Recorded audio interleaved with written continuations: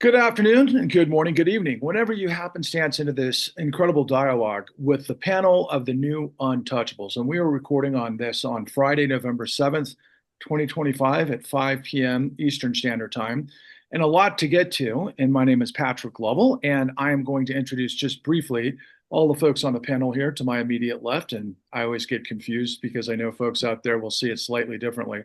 But William K. Black, the master of all things, let's just say white collar fraud and regulation and all things that are not happening at the moment with the current administration. Directly below him, and of course, is the legendary Lewis Clark, the executive director of the Government Accountability Project out of Washington, D.C.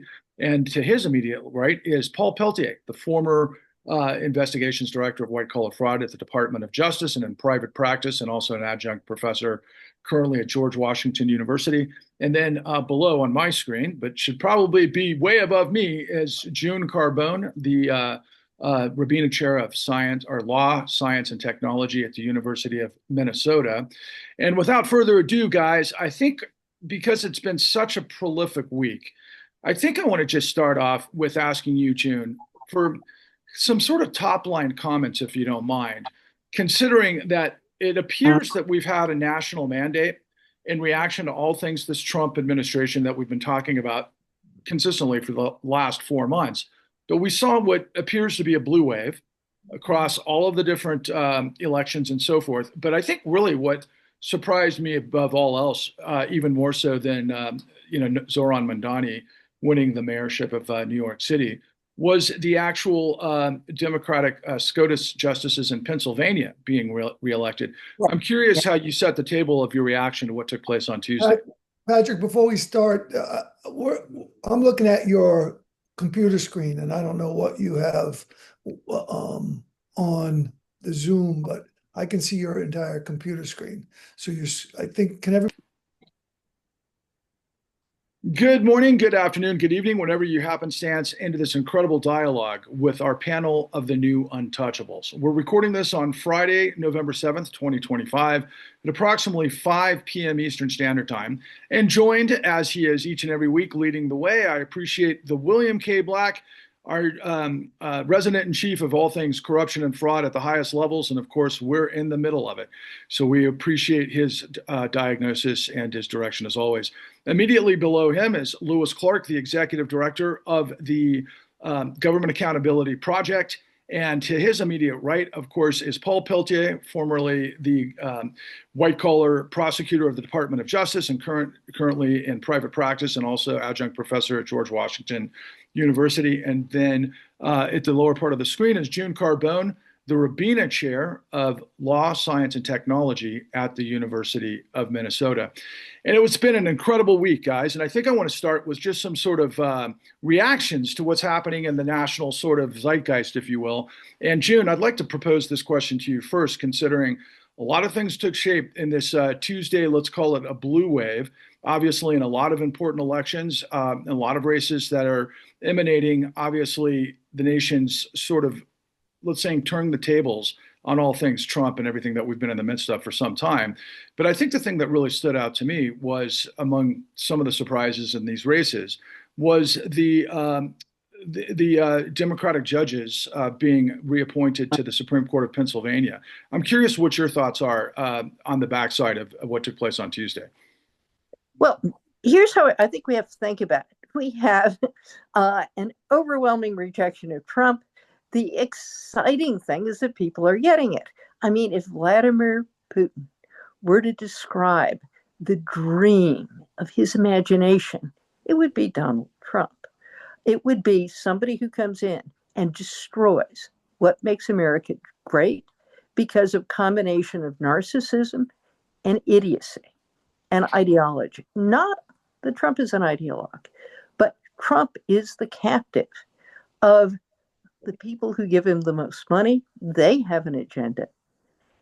And the American people are left out of that. And they have woken up to the fact that somebody is taking a sledgehammer to the White House, to our government, to the economy, to things people need to live. Now, here's the question. What's the Democratic alternative? So we got a resounding no to the narcissist in chief, plotting, as Kamala Harris said in the debates, plotting his revenge in the White House while the rest of the country dissolves. What's the Democratic agenda? And it doesn't really have one. Mondami is the most radical, but frankly, free buses and food co-ops, government-run grocery stores. This is the beginning. What's the model? And here's my pitch on how you have to think about it. We had an industrial revolution. That industrial revolution went from building railroads, connecting us all, modernizing agriculture. We replaced terrible plows. Bill said they're worse than the ones in the Roman Empire, the plows we had at the beginning of the colonial era. Hey, we got steel, we got railroads, we got the automobile, we made people's lives better, and we produced a Gilded Age in which the robber barons didn't just rip people off. They moved from squeezing their customers to having recurrent intensifying financial crises, because the best way to make money is to own the bank, as Bill has pointed out. And so you get the concentration of wealth, you get the squeezing of the average citizen, you get corruption, you get a culture of greed, and you get a society that ultimately self-destructs. The populism of the late 19th century in Europe became Nazism or Stalinism. And it took 2 world wars and the Great Depression to get to the point. What happened after World War II was the win-win era. The capitalists got a large, stable workforce. The workers got better jobs with security on which they could raise families. And you had the government mediating and putting in place the infrastructure that allowed this to happen. Where are we now? A second industrial revolution, the information age. And we are in its early stages. We have torn down the guardrails that keep things in check. We have a new generation of robber barons, of oligarchs, who are squeezing the average people. But here's the secret. They don't really need us. They don't need large, stable workforces. They are trying to automate everything in creation.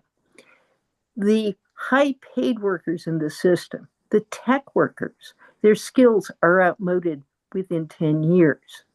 Within 10 years, 50% of tech workers leave the field. They do well because they've acquired a variety of skills they can take elsewhere. But no one is secure. And what's the Democratic alternative? High-speed rail? Government subsidized grocery stores in New York City? What's the government alternative? And here's my answer. I don't hear anybody talking about it, though you see just the beginnings on the more radical parts of the internet. What we have created is a system that we hail because of the dynamism of the oligarchs. Mark Zuckerberg made famous the phrase, move fast and break things. That's what they're doing repeatedly. And that allows them to be the puppet masters, who get Donald Trump on their side, who control most of Congress, who have now weaponized social media to produce the election outcomes of their choice. How do we fight back? Well, the vision has to be a citizenry that is as secure and dynamic as the robber barons. How do you get there?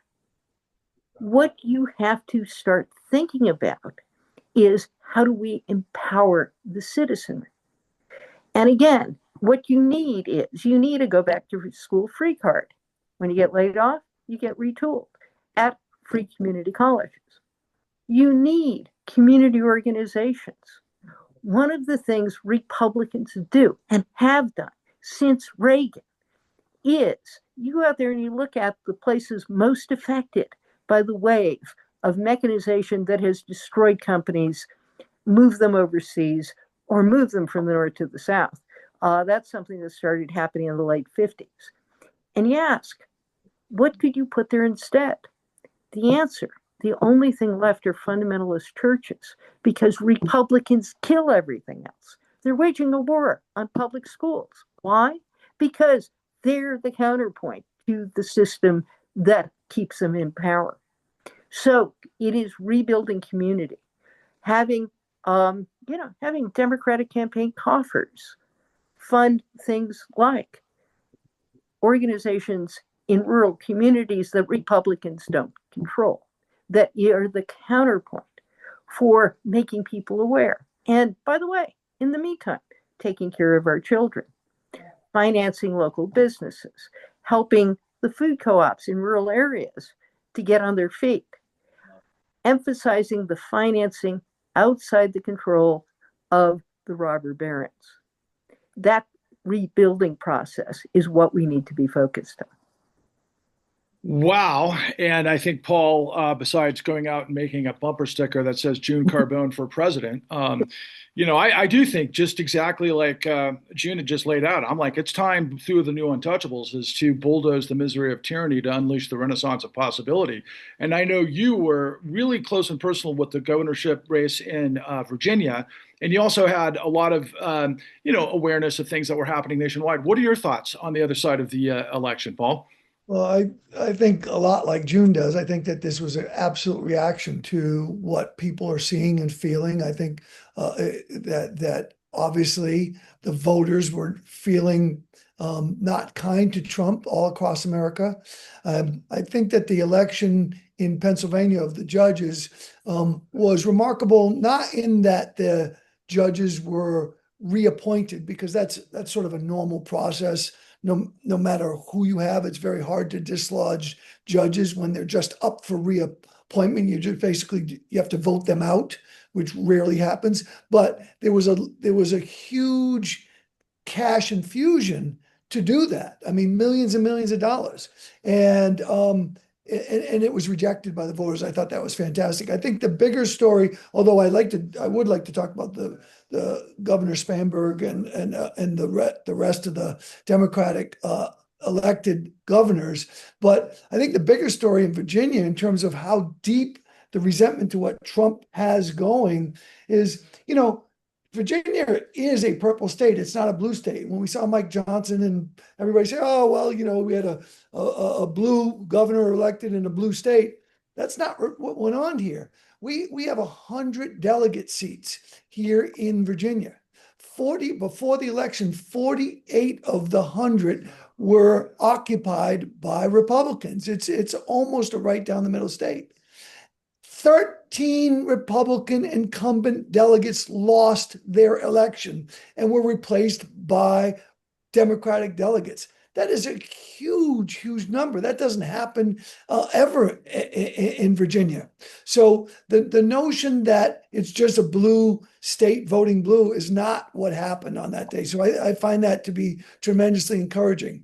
On sort of a national front, you have to realize, number one, there are over 300,000 federal employees living in Virginia. And so when you have the deep and wide problems that Trump has thrown on federal employees, it's reflective in the vote as well when you have that many federal employees. So I think, and what Pritzker and to some extent in California, they've been asking for governors to stand up to Trump. And that has not really been happening en masse. Now I think that we have with Mikey Sherrill in New Jersey, with Healy in Massachusetts, with Spanberger here, with Pritzker, with California. I think we're going to see that Governors Association, at least it relates to Democrats, start to create this wall, which is going to, like we've talked about, produce whistleblowers in state courts that are going to, in state systems that are going to have an impact in the state. So I think that those people, having been former federal employees, Mikey Sherrill have been, I think she was a former federal prosecutor. When you have those people in charge, I think that, and these are very smart, deeply engaged women. And I think that this is going to help that blue wall that Pritzker's been acting about in terms of the Democratic governors. So I think that's very encouraging from my perspective. Of course, on the other side, we have a U.S. attorney in Miami, my old office, starting a Trumper, starting up a grand jury investigation of a bunch of people who were involved in the Russia investigation and involved in the search warrant of his house. It looks like they're gearing up a grand jury in Fort Pierce, which is just a terrible thing. But well, I guess we'll have to wait and see what goes on. But that's going to keep happening. But I think, like June says, America has spoken. I think that when Trump has the day before election has a party at Mar-a-Lago, which was opulent in every way that you Great Gatsby. Yeah, but of course, opulent in every way that Mar-a-Lago can be opulent. I mean, which of course it's tacky and trashy, but people look at that and they resent it, right? Then you have, like June said, you have the oligarchs all over the all over the news constantly. You know what's going on? What is happening with America? You know, Trump sits there and says, "Well, grocery prices are down and gas." It's none of it's true, and people know that. People go. They have to feed their families. People know that. So I think it's a tremendous reaction to what Americans are truly seeing, and I think the only thing I fear is that the Supreme Court's going to save Trump again, and they're going to rule these tariffs to be unconstitutional. And that's probably the best news Trump could ever get. I don't know if he realizes it, but that's probably the best news he could ever get. Anyway, that's my 2 cents on the election. Well, in addition to that, you know, the headlines today were the mayor of Washington, D.C. being investigated, I guess, by having some sort of relationship with, of all things, I'm not sure if it was Qatar. I think it was a Qatar, you know, in addition to all things that Trump's in the midst of.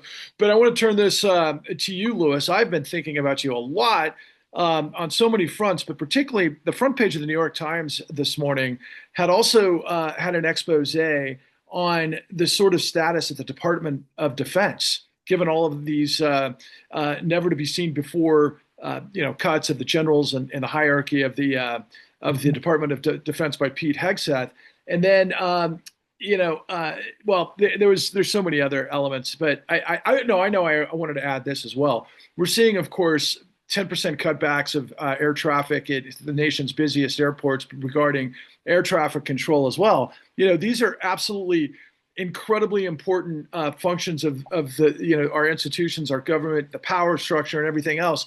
You know, and obviously you and the Government Accountability Project are right in the middle of some of these things. I'm looking forward to your assessment and reaction. Well, I think also it's important to throw out here the sandwich guy,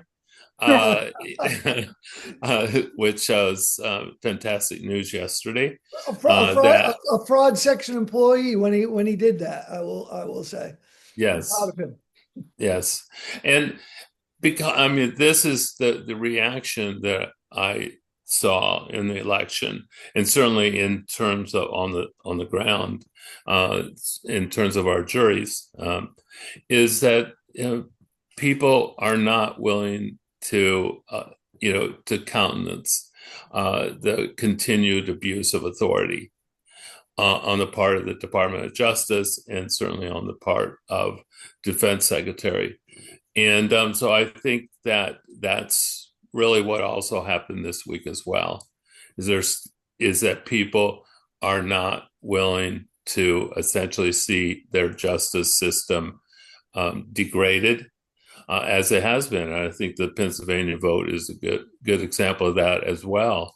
I mean, there is certainly on the part of the population a great sense of injustice that is bubbling up, but it's not the cynicism of let's just throw the bums out, but it's rather evaluating whether the people that are being put up to possibly being thrown out, are they indeed providing justice for the American people.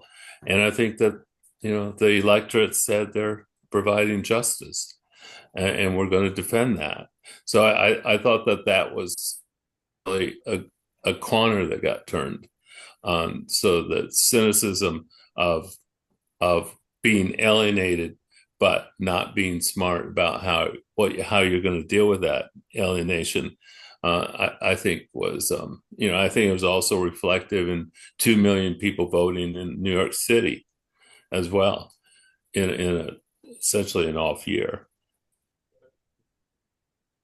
Well, Bill, to that point, and what we discussed yesterday with David Kay, I mean, you can go anywhere you want, but I may as well just say, from this perspective, first, if you want to cover this in your response, but one of the things that really got a lot of interest in social media over the last couple of days, of course, is the appointment and the transition team for Zohran Mamdani, as of course, Nina Khan, right? And that is interesting, all things considered, from her position in the FTC.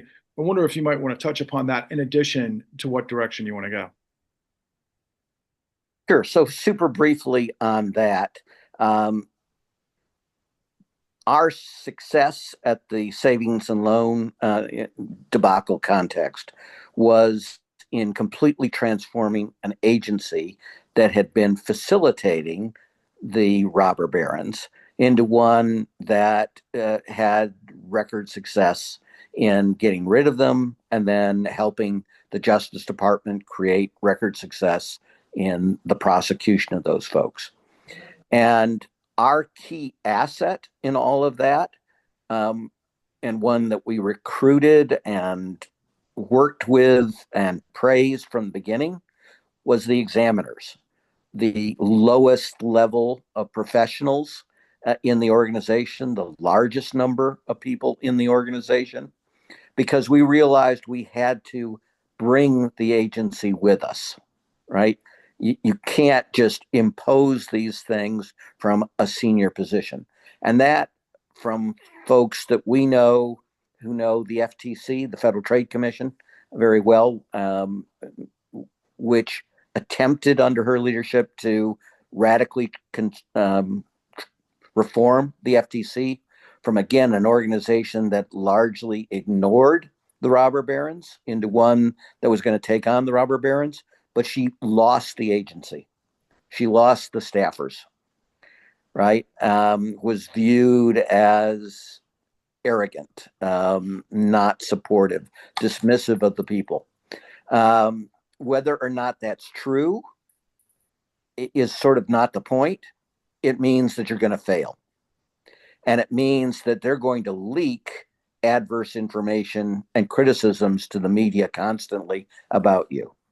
So if she's going to, run the transition and the implementation, I hope that she's going to take a lesson from this experience and really bring it from the broadest possible level and be super supportive of those folks, and always giving them an aspirational way forward, and to actually get things done, because there's nothing that undercuts election victories with big promises like, we can't really get much done, and we have a series of little scandals and such, and pretty soon it's just like, oh, we voted for radical change and we got more of the same. So that's going to be her challenge.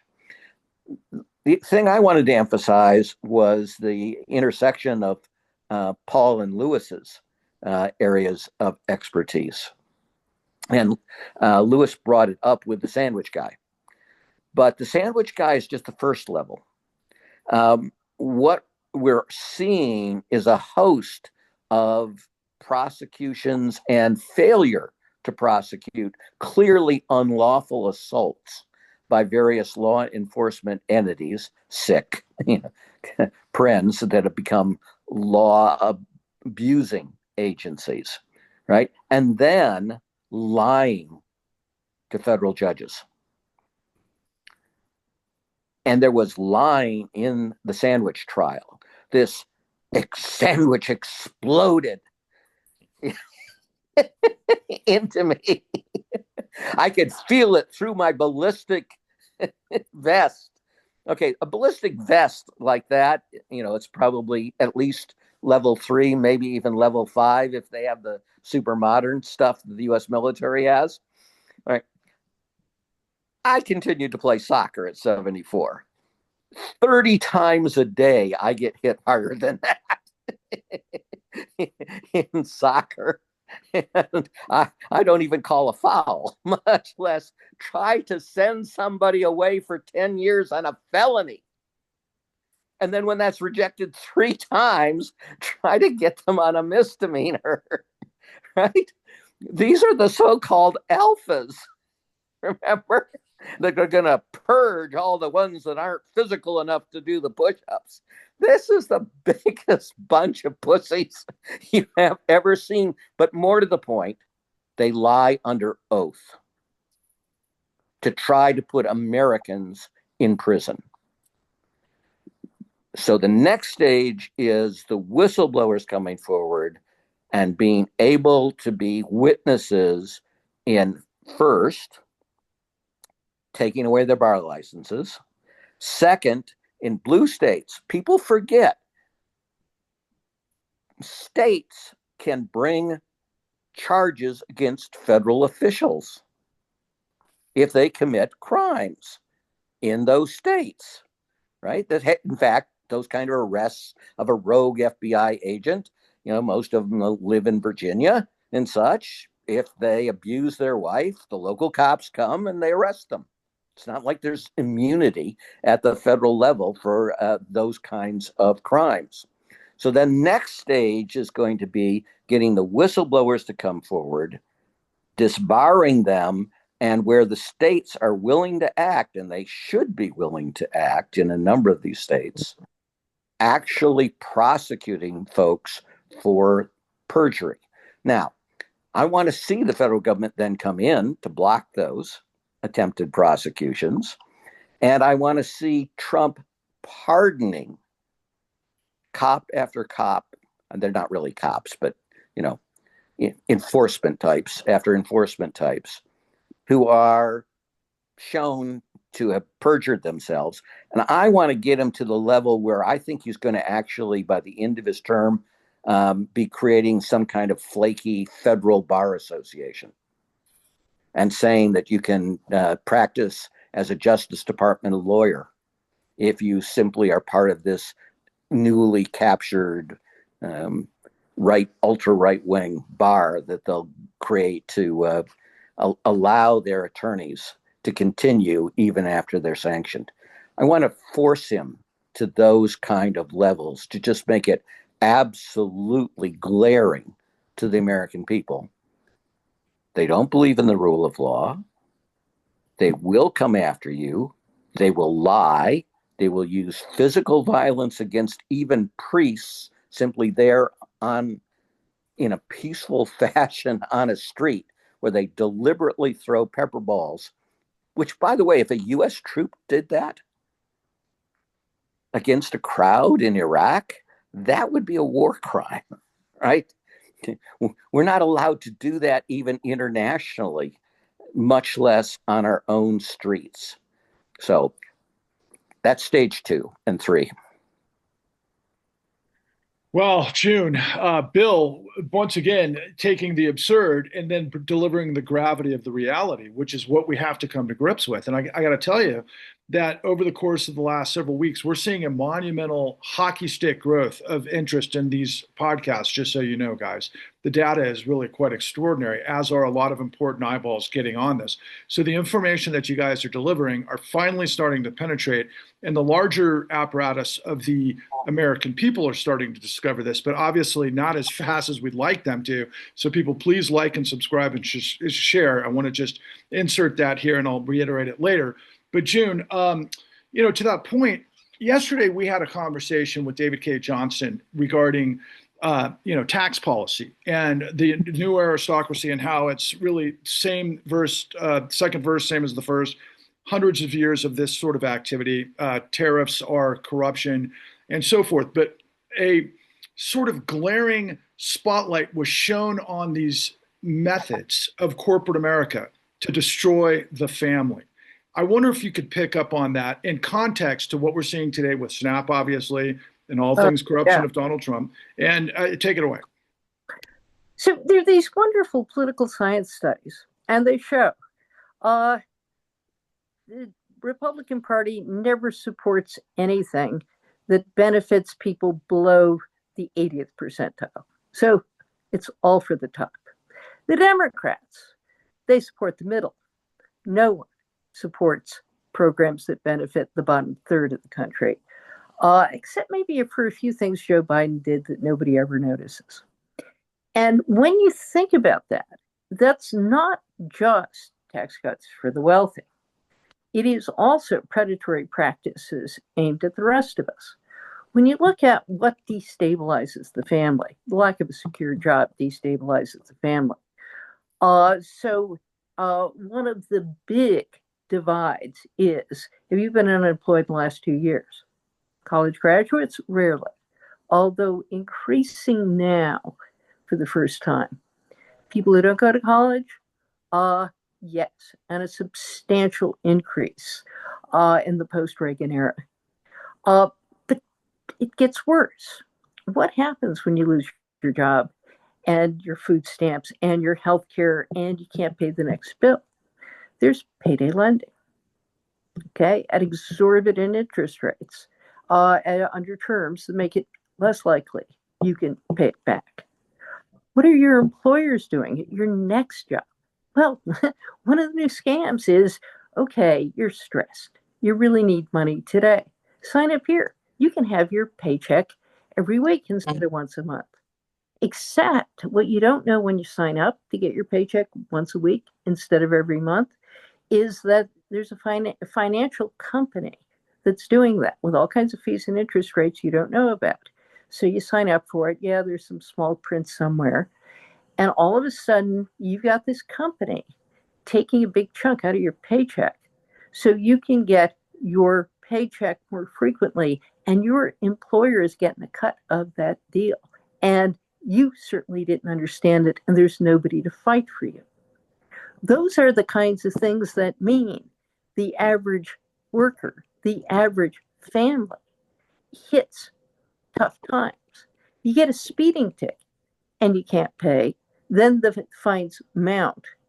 But it's sent to a private collection agency that makes money by charging you interest on the money you couldn't pay in the first place. So you're paying them money in order to keep your driver's license for maybe years because you can't get out from under the debt.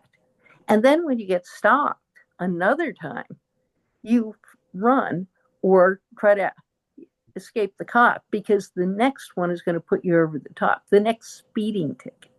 This is what we're doing to the people at the bottom of the economy. We're squeezing them.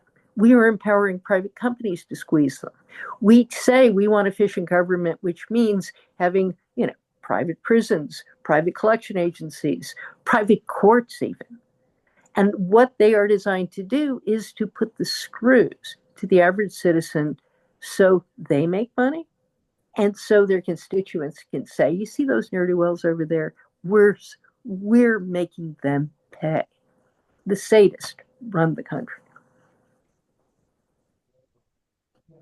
And Paul, that's why guys like you have been around forever. And I'm reminded of the idea that you came from a big family. I would imagine that you guys had to be thoughtful about the way you managed a household, considering that's a lot of mouths to feed. On a personal level, I'm just kind of curious, having come from that sort of background and working your way to the very top of the Department of Justice of the United States, looking at this long view, and I know we've talked a lot, and I don't mean to beleaguer the point because you saw Project 2025 coming a mile away. But I think that June really did open up with sort of a response to Project 2025. And you guys all know the ins and outs of the technocracy and the law and everything that happens from these methodologies and the games that these guys play to pull one over on the families of the American people. And I know you come from a really strong place of fortitude and conscience. I wonder if you can kind of give us some thoughts moving forward of what is a reconciliation sort of scenario that we, the people, can start to put our thoughts towards in dealing with this debacle that we're all in the midst of. Well, I mean, I think that my experience growing up was an experience that a lot of people have, and that is, you're close to the ground. You see your parents sitting at the table once a month with a checkbook, and they're paying the bills. And the reality is as June just said, people can't pay their bills anymore, and it is really having a huge impact. What I don't understand is that Trump's base seems to still be with him. And a large portion of his base is voting against their economic interests for sure. So I guess what I'd like to hear from June or from anybody as to why they're continuing to stay with him, because they are the ones, in my view, that are most hurt by his policies and what's going on out there now, by inflation, by the effect of the tariffs on us. And I guess I don't understand, other than the cult mentality, how they can still stay with him. Now, I think even if they do stay with him, those people are likely to be dislodged at the midterm because there's not enough of them. And we see what happens when people do come out to vote. I think one of the most important facts I saw was that Trump voters were moving to the middle. The Democrats took back a large swath of the Hispanic vote, of the Black vote, of other types of votes that had leaned towards Trump, probably for economic issues, stupidly, in the last election, in the presidential election. But I just do not understand, for the life of me, those people who are in economic straits right now are still part of the MAGA crowd, and I don't understand how that works. Psychologically, I don't understand that. I'd like to respond to that. So the book I'm best known for is called Red Families versus Blue Families. And a large part of what we looked at is, the subtitle is The Creation of Culture. And we were mostly focused on blue because blue families, postponing marriage until into your 30s, but then having two kids with two working spouses. We created an anthem to that and talked about the folks left behind. But the piece that was absolutely striking is what communications do: supply identity, command loyalty. When you look at the communities, especially rural communities left behind, and you say, what institutions are still there? It's churches. And what we were mapping in those studies is the move. When you look at Protestants, what you see is that the middle dropped out of the American church. The mainstream Protestant communities, the Lutherans, the Episcopalians, the Baptists, became much less important. Fundamentalist churches stepped into the breach. The people who were hurting. And what they did is they provided community belonging. Now there's this shift, and mostly I study abortion, and you could see the shift. In the 90s, you have people who were upset by changes in society, by the legalization of abortion.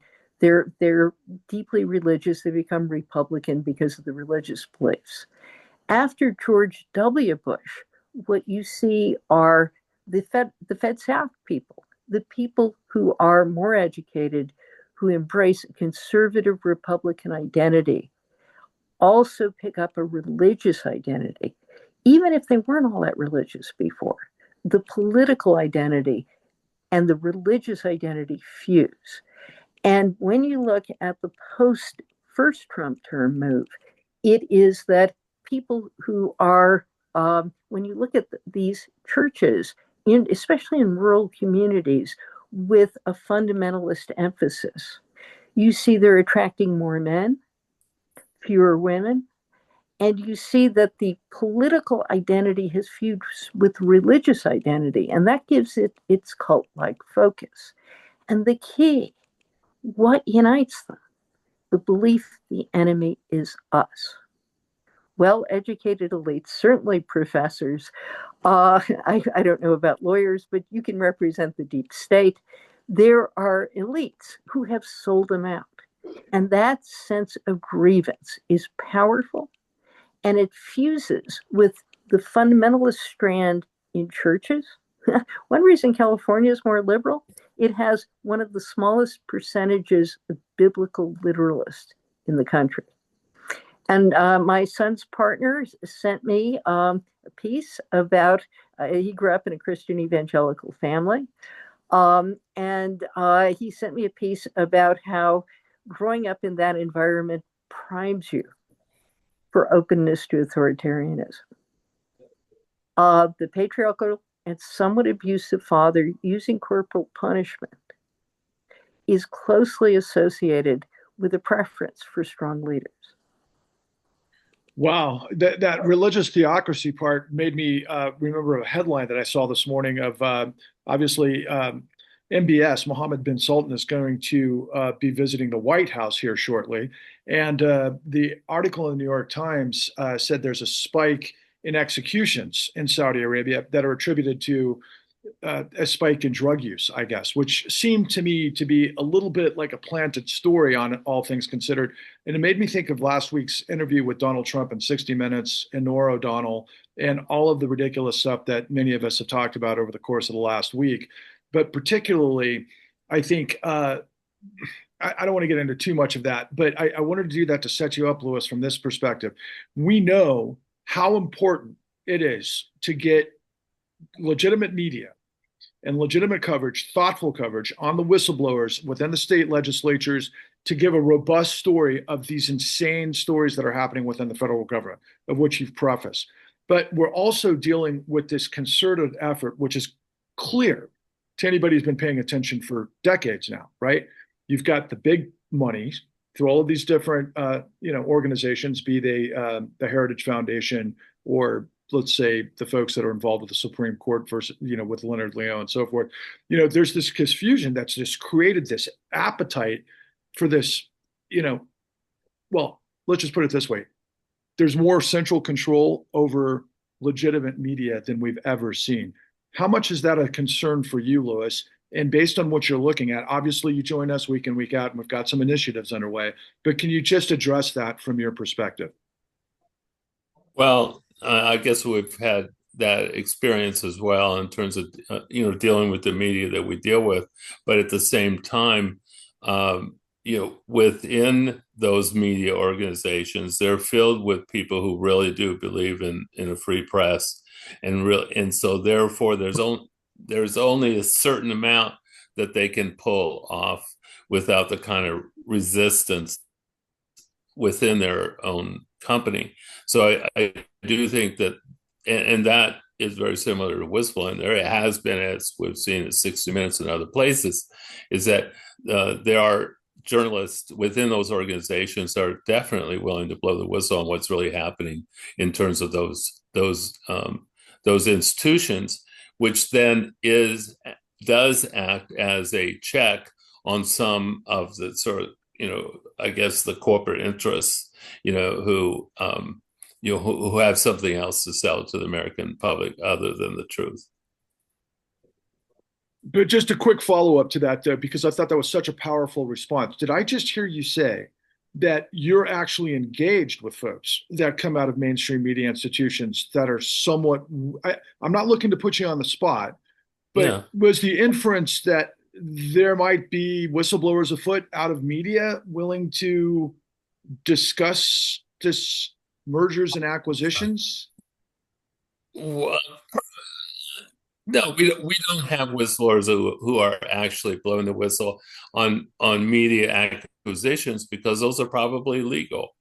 But what we do have are the journalists that we work with. I mean, I think we finally put it together that something like 3,100 articles about our clients, over the last 10 months.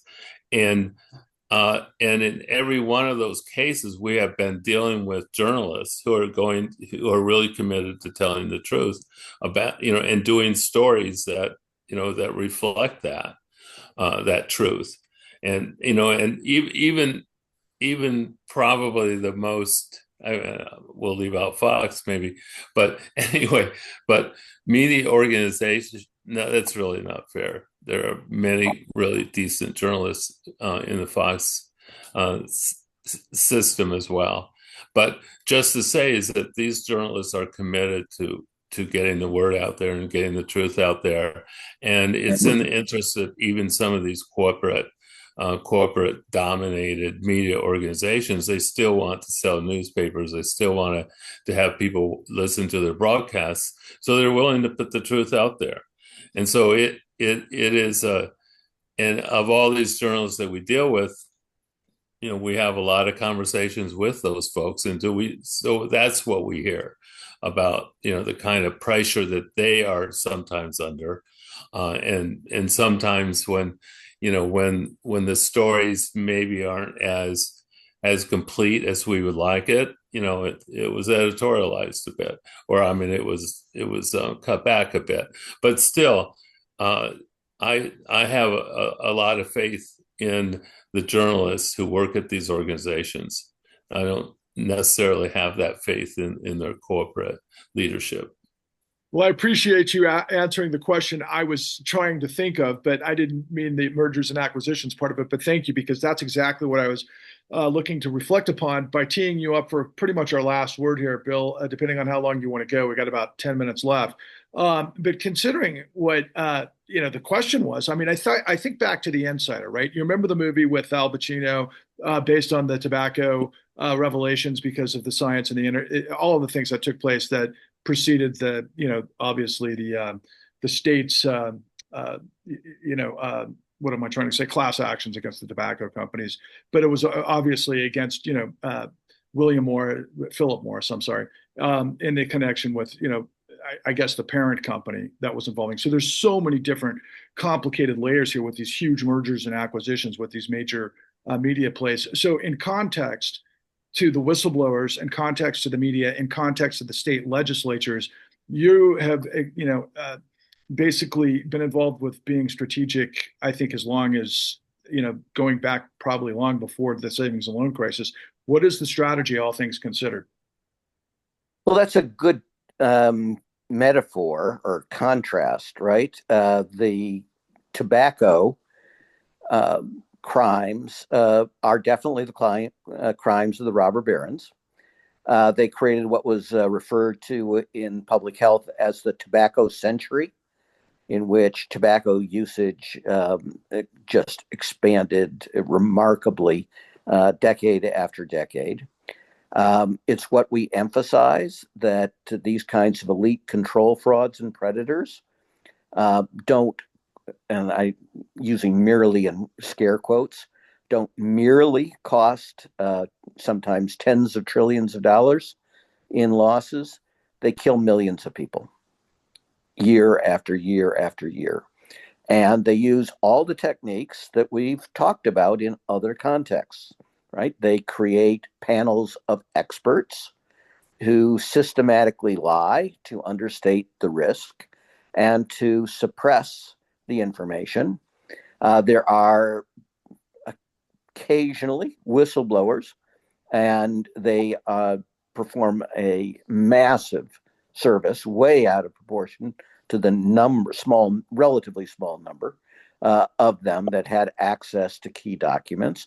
But it also shows us the contrast between state and federal litigation.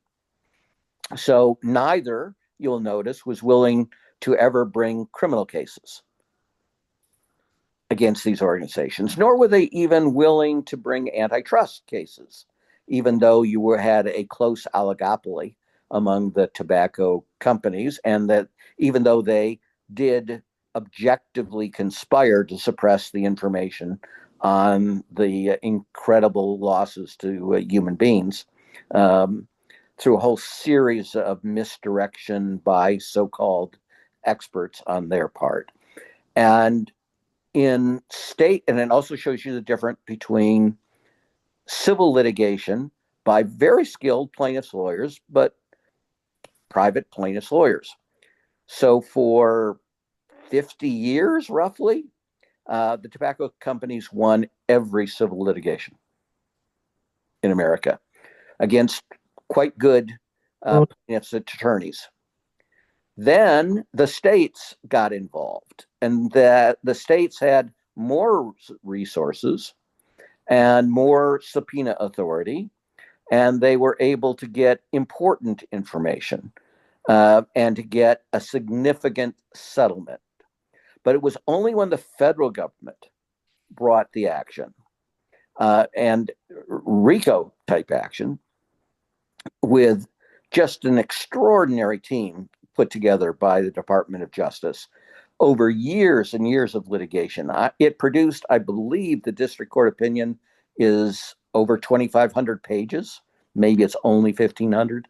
It's just astonishing, and has chapter and verse on how things were done, and that is what finally broke the back of some of the political covering for the industry, and it produced a vastly bigger settlement than the states were able. So that's telling you the difference between relying on civil litigation, attorney generals, and what the Justice Department could bring in a civil case. Now, of course, the ultimate would have been a criminal case by the U.S. Department of Justice.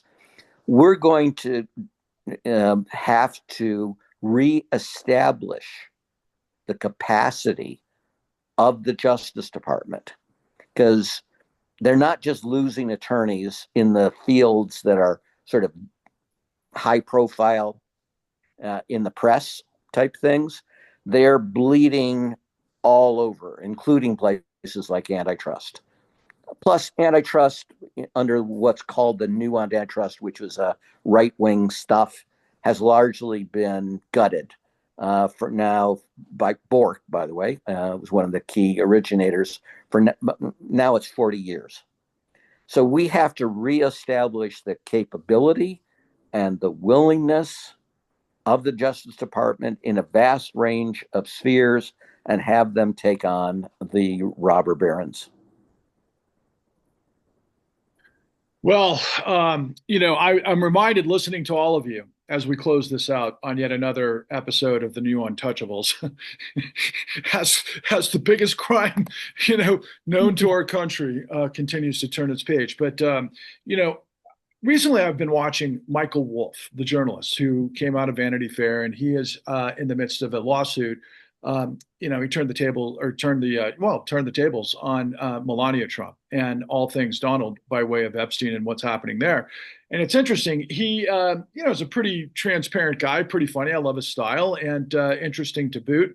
But he made this, revelation that he got his first bill from his attorneys, and it took the breath out of him. And he was in the midst of, obviously, a popular campaign. I mean, this is a well-known guy from Vanity Fair, probably lives on the Upper East Side of Manhattan, and he's in the midst of a GoFundMe campaign to help with his legal fees. And I want to impress upon the viewers here, you're looking at the all-star panel of some of the greatest legal experts in our country with decades of experience fighting for justice, fighting for truth and integrity in a way that's taken on literally tens of thousands of white-collar criminals. They've convicted thousands and thousands of white-collar criminals that have been involved with billions and billions of dollars of fraud that have led to calamity that 99% of you, unfortunately, aren't even aware of.